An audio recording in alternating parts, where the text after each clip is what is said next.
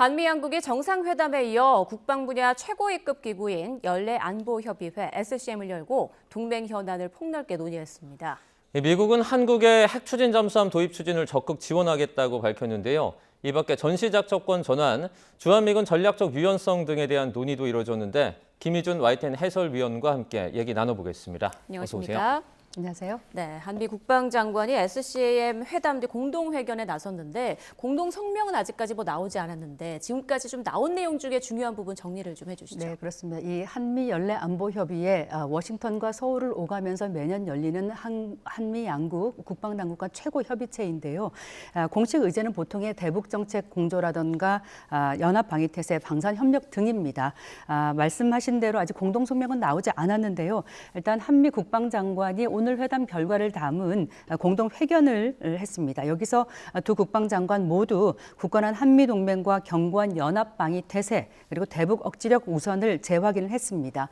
그래서 안규백 장관의 언급 중에 한 가지 좀 주목할 부분은 한반도 비핵화 원칙을 재확인하면서 한국은 핵무기 개발 있을 수 없다 이런 부분을 강조를 했어요. 북한이 아니라 한국이 주어였습니다. 네.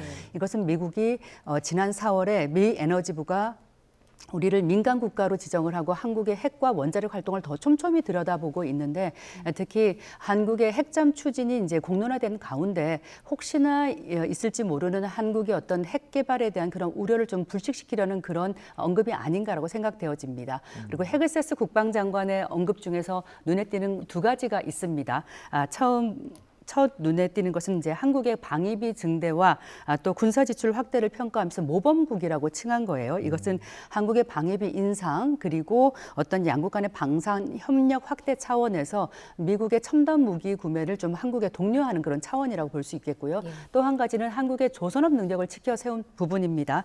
트럼프 대통령이 한국과의 협력을 통한 미국의 조선업 부활을 내거는 가운데 이런 조선업 협력을 군사 분야까지 좀 확대하겠다는 그런 의도라고 보여집니다. 네.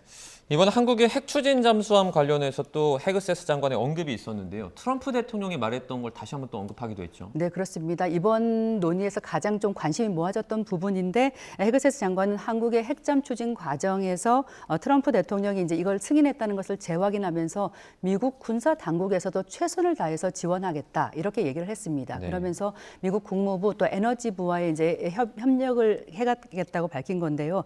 특히 트럼프 대통령이 동맹국들이 강한 군사력을 갖기를 원한다면서 그러면서 한국은 모델과 같은 국가다. 한국은 모범 국가라는 점을 거듭 밝혔습니다. 구체적인 핵잠 승인 과정은 밝힐 수 없다고 하면서도 한국의 핵잠 도입을 미군 수뇌부가 다시금 기정사실화했다는 데 큰 의미가 있다라고 하겠습니다. 특히 미국은 한국의 조선업을 세계적인 능력을 바탕으로 잠수함뿐만 아니라 수상함 또 전투함까지 이렇게 확대를 희망한다라고 밝혔는데 양국 간의 조선업과 또 군사 협력의 지평이 더욱 넓어질 수 있을 것으로 보입니다. 네. 그런데 한국의 핵 추진 잠수함 건조와 관련해서 논의될 부분 그리고 과제들도 만만치 않잖아요. 네, 그렇습니다. 우리가 정부가 추구하는 핵 추진 잠수함은 사실 핵무기를 탑재하는 그런 잠수함이 아니라요. 원자력을 동력으로 하는 그런 잠수함입니다. 그리고 정확히 얘기하면 원자력 추진 잠수함이라고 하는 게 더 맞을 텐데요. 예. 이 잠수함 개발과 운용에는 핵연료 확보가 우선돼야 하고요. 그런 면에서 우리 이재명 대통령이 트럼프 대통령에게 얘기했던 것도 이런 연료 공급의 차원이었습니다. 그런데 이 한미 원자력 협정 아래서 한국은 현재 그 우라늄 농축을 20% 미만으로만 할 수 있고요. 그것도 미국의 승인을 일일이 거쳐야 합니다. 즉 군사적 목적으로는 이걸 사용을 할 수 없는 부분이에요.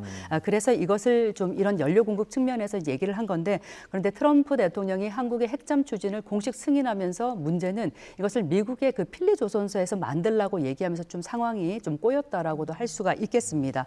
현재 그 필리 조선소는 핵 추진 잠수함을 건조할 수 있는 그런 시설 능력이 없고 또 하나오션을 그 방산업체로 지정해야 되는 문제가 있고 그렇게 되면 또 미국의 의회 승인을 받아야 되는데 이런 모든 조건이 갖춰지려면 사실상 몇 년이 걸리는 문제예요. 예. 특히 미국에서 이제 건조를 할 경우에는 그냥 핵잠을 한국에서 건조할 경우는 약 2조 원 정도의 비용이 들 것으로 추산이 되는데 미국에서 하면 인건비가 비싸서 이 비용도 훌쩍 뛰어넘게 됩니다. 사실 그 한국은 조선 강국인데다가 핵잠을 건조할 기술적 기반도 이미 상당 수준 갖추고 있기 때문에 한국에서 건조하는 게 훨씬 효율적인 상황입니다. 위성락 국가안보실장도 우리가 승인받은 것은 연료이고 군사적 목적이라는 점을 밝히면서 즉 이제 우리가 건조하면 더 좋다는 그런 의미를 좀 우회적으로 밝히기도 했는데요. 이 대통령이 오늘 그 헤그세스 국방장관을 만날 예정인데 여기서도 관련한 논의가 좀 어떻게 진전될지 주목됩니다. 네. 자, 한미 간의 주한미군 어떤 그 전략적인 유연성을 강조를 했던 이 동맹 현대화에 대해서는 좀 원론적인 차원의 공감대가 있었다고 하는데 이건 어떤 의미입니까? 네, 사실 오늘 공동성명이 발표되지 않아서 양국 간에 뭐 이견이 있는 거 아닌가라는 그런 관측도 나오고 있지만 헤그세스 장관이 이것은 이견이 있다기보다는 양국 정상이 이미 너무 큰 역사적인 합의를 이뤘기 때문에 그거를 포괄하는 데 있어서 시간이 좀 걸리는 거라고 일단 얘기를 했어요. 그래서 이 주한미군 현대화, 동맹 현대화 측면에서 어떤 논의가 이루어지는지 정확히 알려지지는 않고 있지만 사실 오늘 한미연례 안보협의회에 앞서서 어제 양국 그 합참 의장이 참석하는 그런 군사위원회가 열렸는데 이 공동성명을 보면은 동맹 현대화가 명시가 돼 있습니다. 이 워딩을 보면 한미연합 억제력이 한반도를 넘어서 안보와 자유 번영을 위한 영내 억제력에 기여한다 이렇게 돼 있거든요. 여기서 한반도를 넘어서란 이 표현에 주목할 필요가 있겠습니다. 이것은 주한미군 역할을 북한 억제에만 묶어두지 않고 인도태평양 지역으로 확대하려는 미국의 의지가 반영된 것이라고 할 수가 있겠습니다. 네.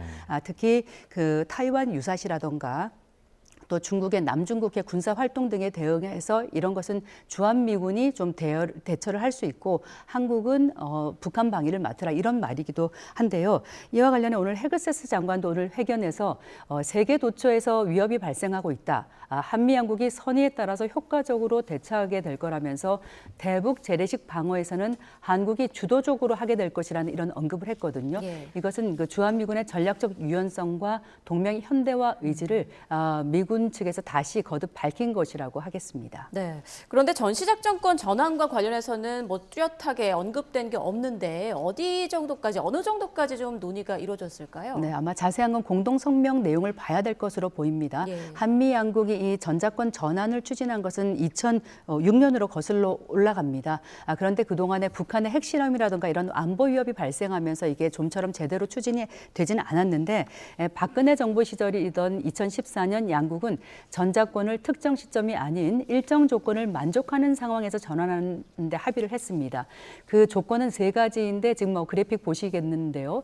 연합방위 주도를 위해 필요한 군사적 능력이라든가 동맹의 포괄적인 북핵 미사일 위협 대응 능력 등입니다. 이후 문재인 정부 들어서 이 전자권 전환의 조속한 추진이 결정되고 이후 전자권 조건의 그 충족 여부에 대한 검증이 시작된 상태입니다.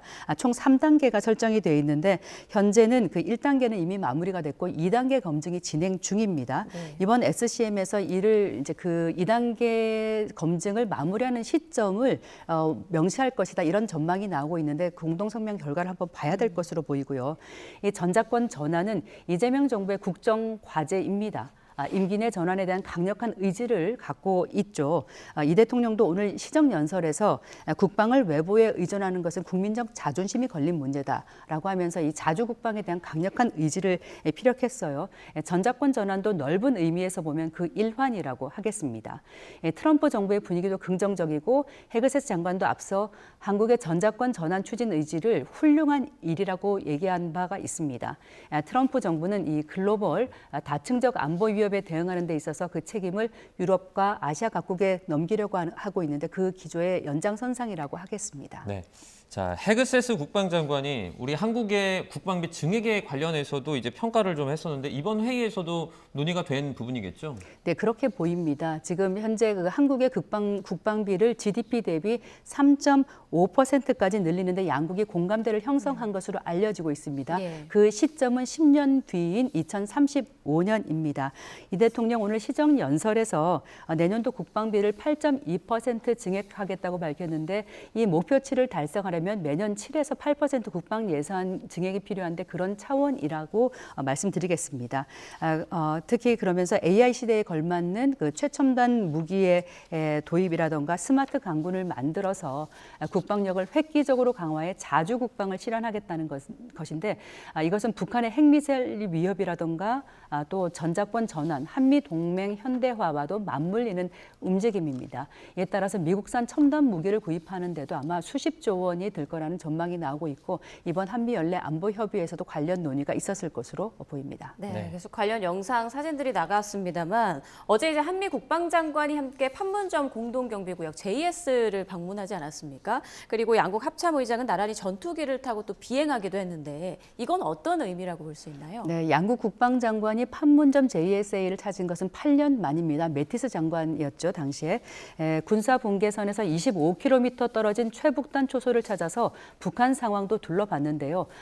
헤그세스 장관은 북한이 이렇게 가까이 있는 줄 몰랐다면서도 특별한 대북 메시지를 따로 내지는 않았습니다.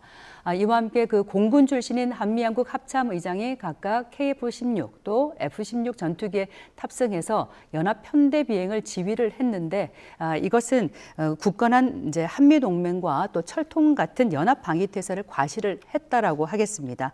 핵무력을 강화하고 있는 북한의 도발을 강력히 응징할 수 있다 이런 메시지를 준 것이고 또 한편 트럼프 대통령이 이번 한국을 비롯해서 아시아 순방을 하면서 김정은 위원장에게 거듭 만나자는 그런 희망을 피력했음에도 불구하고 아직 아무런 대화에도 나오지 않고 있는데 북한이 그만큼 또 대화에 나오라는 그런 촉구한 메시지라고도 하겠습니다.